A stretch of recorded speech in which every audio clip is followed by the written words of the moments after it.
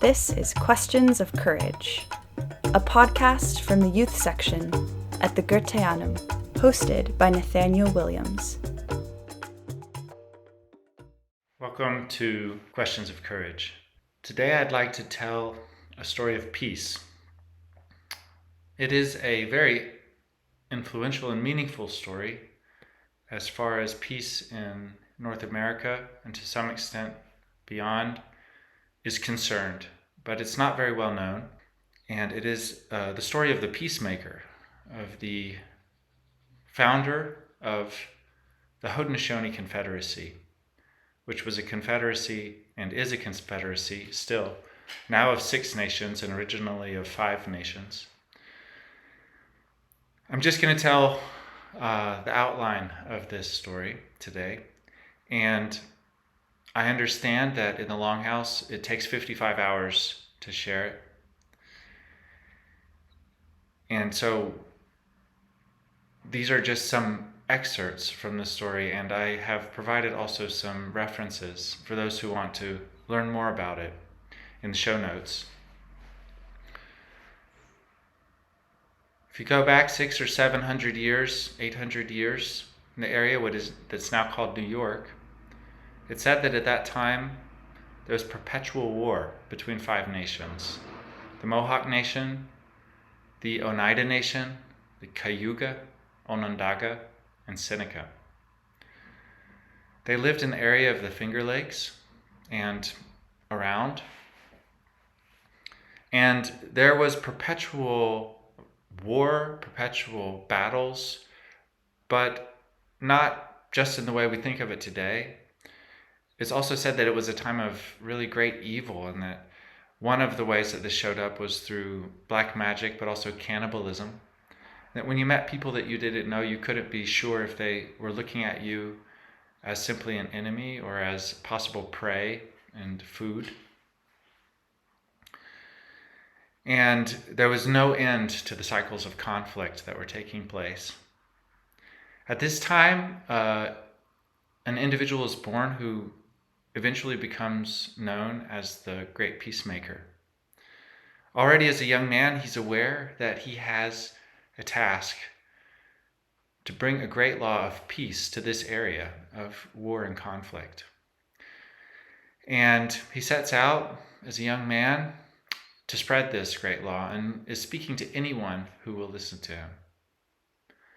But there's so much deep cynicism, and there's so much also trauma related to the violence that not many people will listen to him. They have a hard time even making meaning out of the words that he uses. At one point in his journey, he comes to a house where a woman named Johansen lives, and she is a person who will care for and take care of warriors who are wounded, no matter what nation they belong to, feed them, bandage them, and care for them. And the Peacemaker proposes to her to join him in trying to bring an end to this perpetual violence. But she cannot really see how it's realistic from her experience. She says, it's easy to speak about peace, but it's hard to realize peace. How will you do this? But the words and the impression of the Peacemaker work on her over time.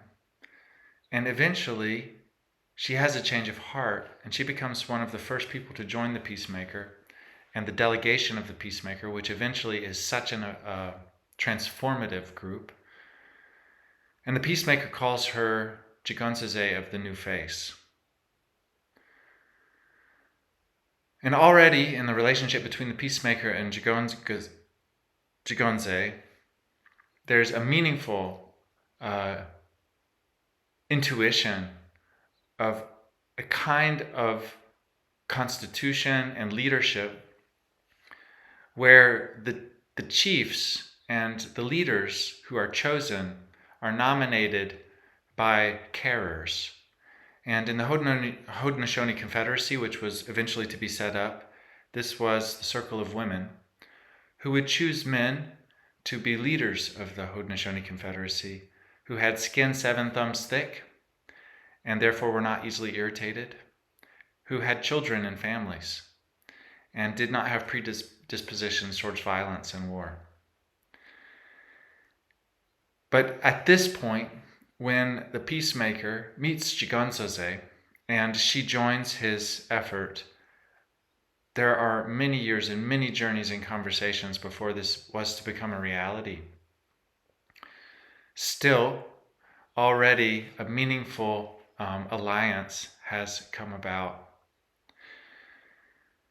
They travel on. They travel between the different nations. And the most powerful nations are the Seneca and the Onondaga nation. And as they go from nation to nation, preaching that there's a great law of peace, there's a way to bury all the hatchets, to bury all of the weapons, and for thinking to replace killing, and for all nations to sit under one roof, what will eventually become the Longhouse.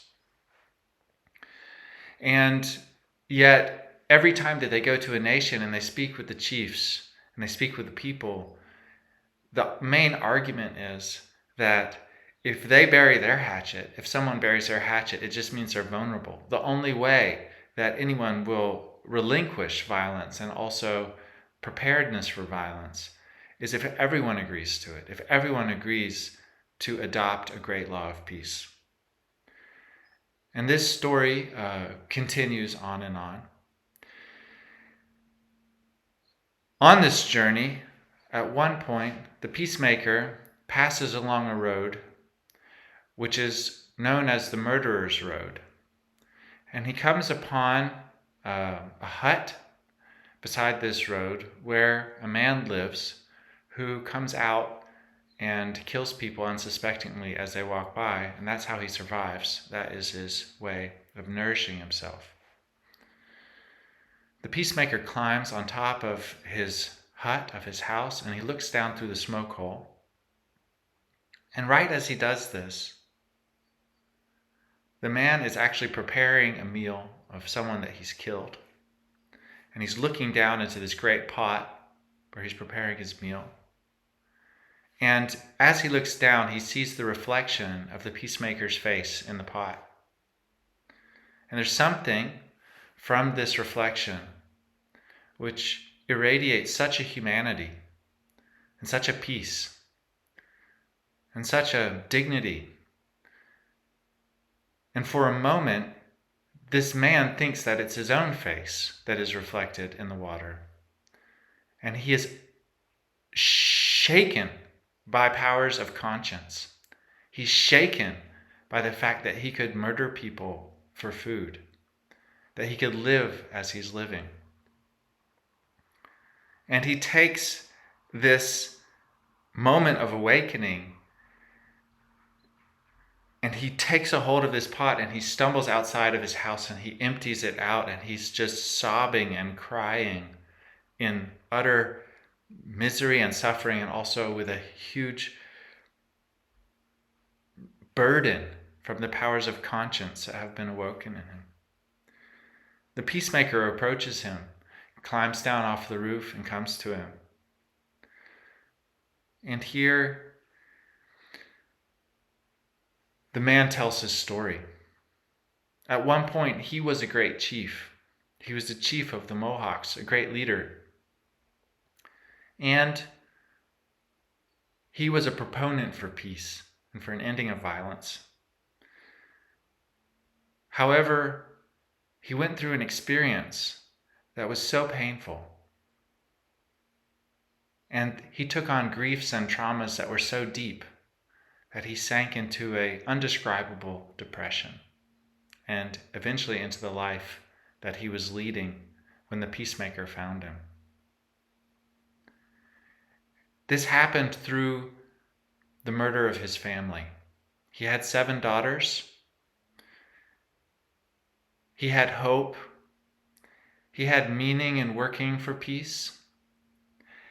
And one of the great chiefs of the Onondaga nation named Tatadaho attacked his village, killed his whole family, and killed all of his daughters. This man then, dejected, everything taken from him, fell into this depression, fell into this situation in which the peacemaker has now found him. At this point, the peacemaker begins a condolence ceremony,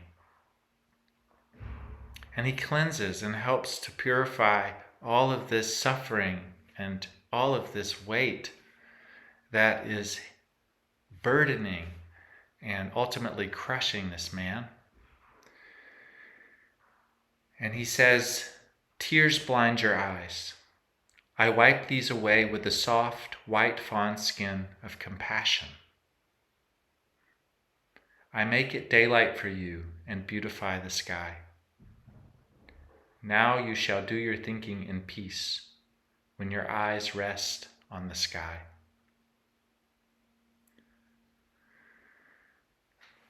But he does not only offer a way for purification of the vision that is blurred by grief, that is blurred by tears. He goes on to say, "Your ears are obstructed, you cannot hear.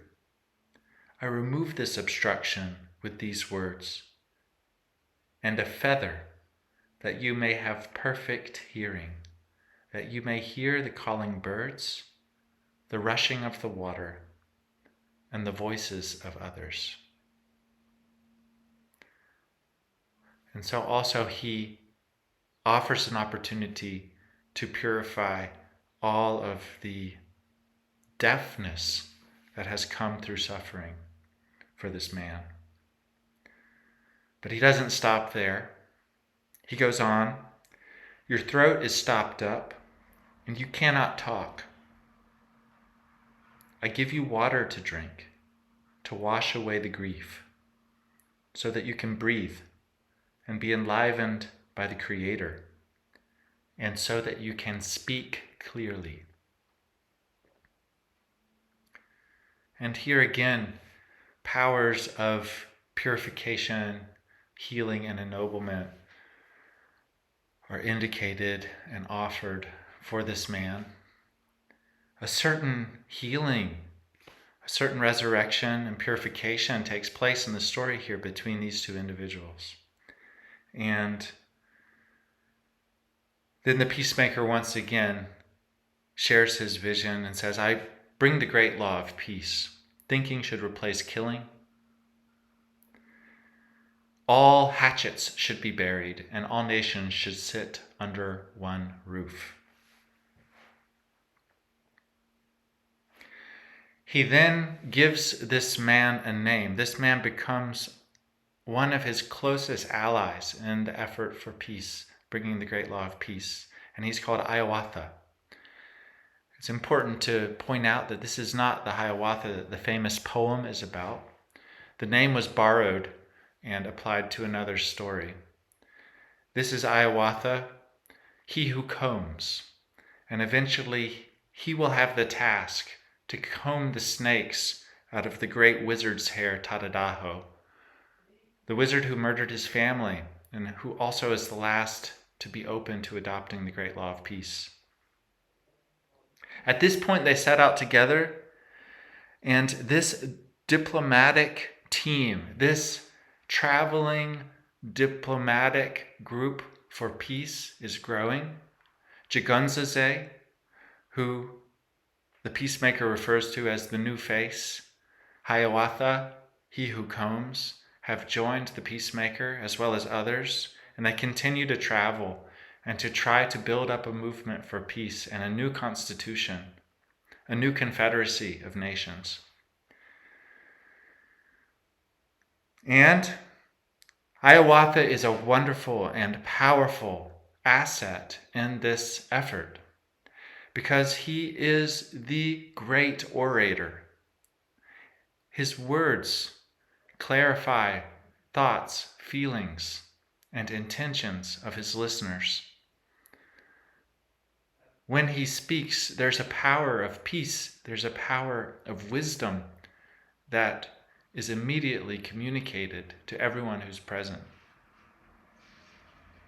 This is something that was not given to the peacemaker in his efforts alone, but together they're able to make progress that they weren't able to before. And we have to imagine that this is not something that happens in one night. This is not something that happens in 1 year, but in many years, this effort is ongoing. And eventually, everyone is willing to adopt the great law of peace. The first nation that was willing were the Mohawk Nation. And for that reason, they're referred to as the founders of the Confederacy to this day. But in order for the great law of peace to be adopted, everyone had to agree. And the last holdouts were the Onondaga Nation, which were located right in the middle of the 5 nations, in the center of the territory, in the center of the conflict. And they were led, they were influenced by a powerful, powerful individual named Tadadaho. Tadadaho had a crooked body. It said that he had 7 crooks in his back. He was a powerful magician, and his hair was full of snakes. When they came in a great delegation from all the nations to Tadadaho on his island in the swamp of what today is central New York, they presented their willingness to bury the hatchet and invite him into the Confederacy.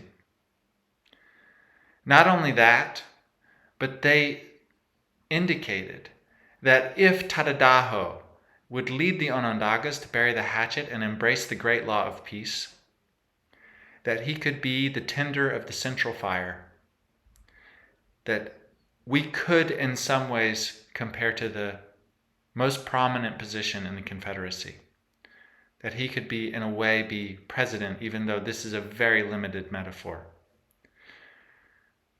But Tadadaho's answer was a sneer.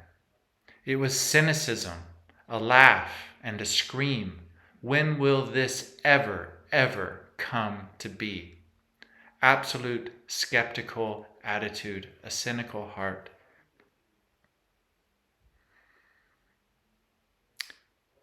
This was a terrible obstacle because it was clear to everyone that if the Onondaga did not join the Great League, did not join the Confederacy, peace was really impossible. And on leaving from one of these visits, Jigonzose saw an eagle in the sky, and that eagle was also accompanied by a great song from the sky that she was able to hear, a peace hymn. She understood that this hymn had the power to bring about the final transformation that was necessary for the Confederacy to be founded. And she taught it to the delegation, and the delegation returned to Tadadaho, the chief of the Onondagas, singing this song. And as they approached his island in the swamp, they heard his laugh, they heard him screaming, "When will this ever come about?"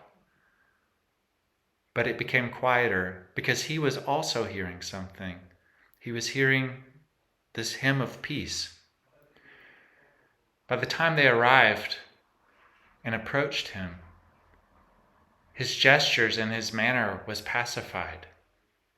He was receptive. And when they proposed once again that he consider embracing the great law of peace and to be the tender of the central fire in the longhouse, he kneeled down in a gesture of affirmation.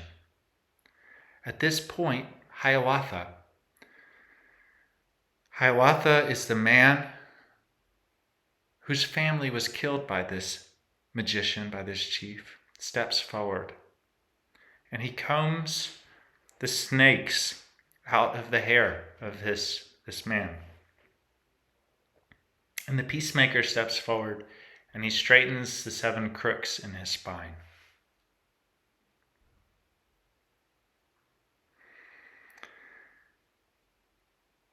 This began the establishment of the Haudenosaunee Confederacy through wampum and discussion and wampum. A set of agreements, which are referred to as timbers of the longhouse or beams of the longhouse, were made. And these agreements were understood as agreements of strength. One of the central lessons of the Peacemaker involved taking an arrow and breaking it over his knee and saying, "Alone you are weak, together we are strong." And he would bind 5 arrows together and show how it was impossible for him to break it over his knee. And so this image arose of a strong, strong peace spirit. And it was imagined as a great white pine tree. And it had 4 roots. And these roots went in the directions of north, south, east, and west. And they stretched all around the world. A great spirit of peace. On the peak of this white pine tree sat a bald eagle. And buried underneath it was a war hatchet, or a Mohawk club, war club. So the Confederacy began, and I'm just going to mention some remarkable facts about this Constitution and this Confederacy. It appears to be the first time in history that the phrase United Nations appears. Within the Constitution, the freedom of speech and the right for religious belief were protected. Citizenship was allocated to anyone who wanted to live in the area and to abide by the great law of peace. Nations, indeed, could join the Confederacy, which eventually happened with the Tuscarora Nation, which made the 5-nation Confederacy into a 6-nation Confederacy. Many Europeans who arrived in this territory at the time of colonization, they became dual citizens of the Confederacy, one of the nations, and also retaining a citizenship in their European country. This was allowed as well. They had a kind of balancing out or complementing of nationalism and language groups through the establishment of a clan system. The Peacemaker made clans that existed in all 5 nations. So besides belonging to a nation, you also belonged to a clan, and that clan had members in all of the other nations. And these clans were then cultivated in such a way that you would feel that another clan member was a part of your family. And traveling across the territory, you could always call on your clan for hospitality and anything that you needed as relatives. So trying to break down the national egotism, the clan system was initiated. There was also, for those of you who know something about government and constitutions in other areas, social constitutions, political constitutions, there was a kind of bicameral system that was set up. And there were long deliberation processes where chiefs from the different nations deliberated on actions of the Confederacy. As I mentioned before, these chiefs were nominated by a circle of women because of the intention for the type of person to be in leadership, to be one with skin 7 thumbs thick, as I said, and to have a family, to have children, to have an orientation towards caring. This circle of women also had the power of impeachment. They could remove a chief who was not abiding by the great law of peace. Benjamin Franklin, as a young man, before the establishment and the writing of the United States Constitution, served as a clerk or a scribe at meetings between the English delegates and the Haudenosaunee. And he developed a deep interest in the Haudenosaunee and their constitution. And he began to advocate for learning from them. And in some of his first suggestions for a confederacy of the colonies, one, for instance, known as the Albany Plan, he started to make direct parallel comparisons. This was a very conscious model for many people who were alive at the end of the 18th century for the dilemmas of creating what we consider one of the first modern states, the United States of America, and the Constitution that it rests on. And I'm not going to go into any more details about that, but in some of the show notes you can look at some of the scholarship that describes this relationship. Of course, the Haudenosaunee Confederacy does not only have a history of peace, and it's clear that there were battles and transgressions and disagreements between the nations throughout its history.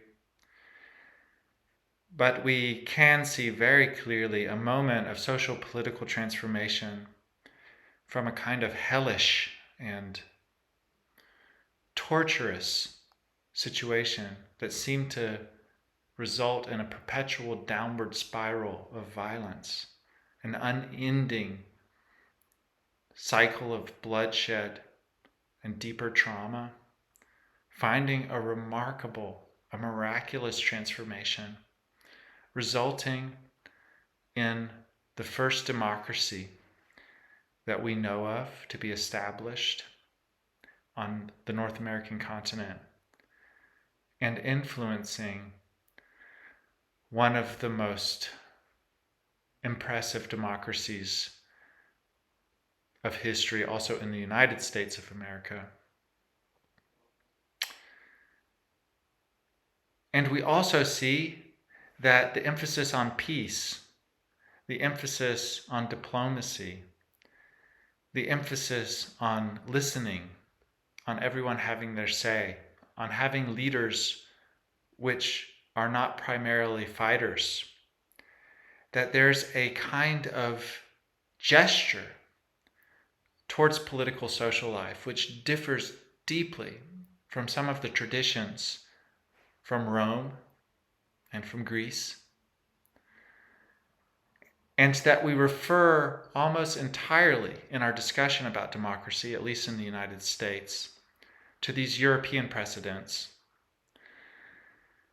Whereas there could be much to learn even today from a peaceful imagination of constitutional collaboration, of constitutional cooperation,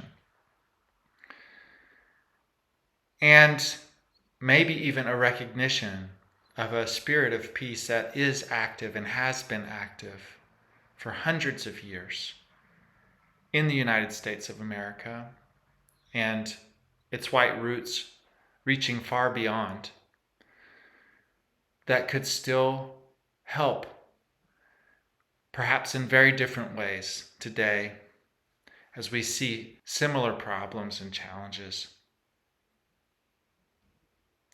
This is Questions of Courage, which is a collaboration between the Goethe Annum communications team, Goethe Annum TV, the weekly newsletter, and the youth section.